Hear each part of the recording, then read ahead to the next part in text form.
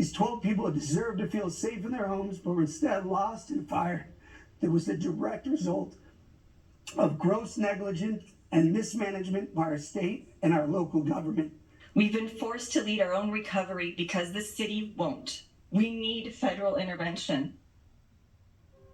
Victims from the Palisades fire speaking out at a special congressional hearing investigating California's response to the wildfire that killed 12 people and torched thousands of homes. This is a new documentary highlights how Governor Gavin Newsom and Mayor Karen Bass abandoned LA as it burned. We'll see how people with power accelerated this apocalypse. It's the kind of thing what could have been if they were here quickly, and they just weren't. The whole thing just burned right to the ground with the mayor and the governor within a block. Rob Mons is the producer of Paradise Abandoned. He joins us now. Rob, this is remarkable what you found. You were born in the Pacific Palisades. Your mom lost her home. You must be among those residents just outraged at how the governor and mayor handled this crisis. What else will we see in this documentary? Let me just do a quick plug also. We're hosting a special private screening in West Los Angeles later this month. And if anybody would like to go, they can RSVP at robmonts.com. And then we're releasing the documentary for free on my YouTube channel at Rob Monts shortly after the holidays. I mean, what happened stated objectively is extremely odd, right? Like a small ember among some dry brush about 2 miles from my house was able to grow to the point that it incinerated the most desirable real estate in Los Angeles, right? So just objectively stated, it's an extremely odd thing to have happened. But when something so strange and catastrophic and apocalyptic happens, in the first 72 hours or so of all the news coverage, there's a million different explanations that are tossed out, right?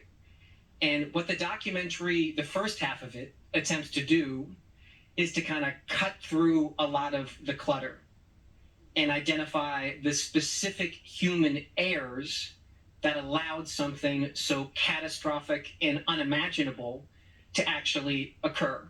Because I think a lot of the more viral explanations that took off, including things like the mayor not being in town, Right. or that this was the inevitable result of climate change, are ultimately not particularly important to why it is something like this happened. No, and Rob, I mean, look, a suspect has been arrested in alleged arson starting of one of the most devastating wildfires to hit California. And so my question to you is whether it's Mayor Bass, who is originally in Ghana, or the fact that you had eventually Mayor Bass and Governor Newsom standing, touring the fire as the fire burned behind them with the contingent of firefighters not fighting the fires, having to deal with them on site, to exactly the point about climate change. Yet with a suspect already arrested for this, Governor Newsom continues to say that it's climate change. Watch here. I want to get your reaction.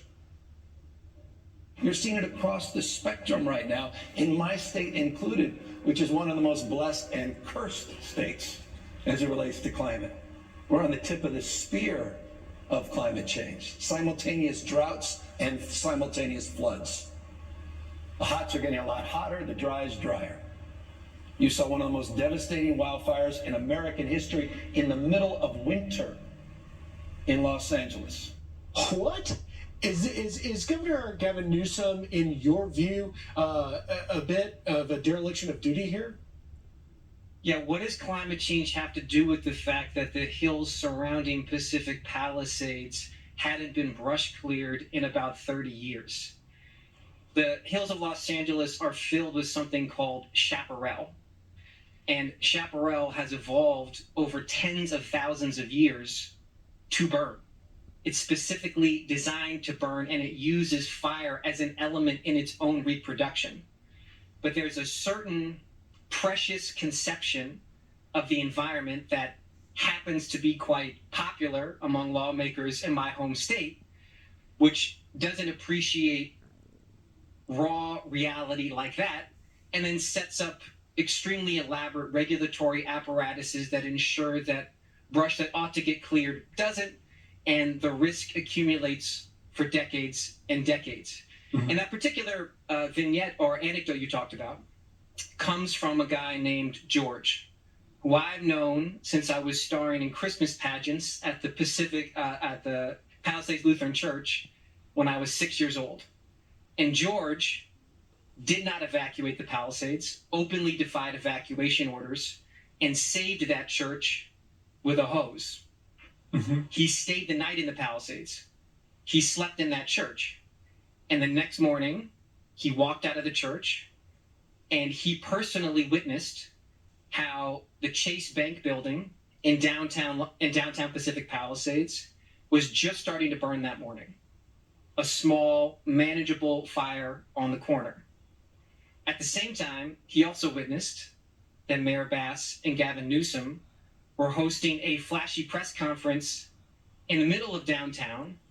And there's a picture in my documentary of the two of them surrounded by firefighters with the Chase Bank building just starting to burn.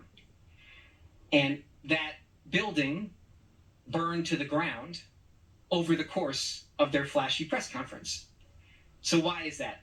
That actually digs into a deeper story that the documentary covers in the back half that basically has been ignored by all the press, which is what happened on day 2 of the Palisades fires.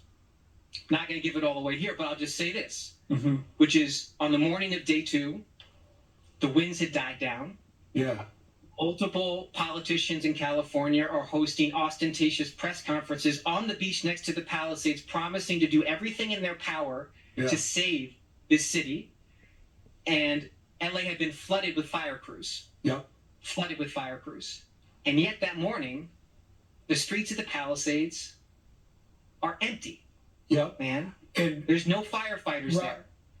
Yeah, Rob, we've got to leave it there, but it's such a fascinating dive. We reached out, by the way, to the governor and mayor's office. We've not heard back. Everyone, I encourage you to check out the documentary Paradise Abandoned. Rob Montz, thank you for taking time. Have a great weekend. Thank you. Meanwhile, President Trump putting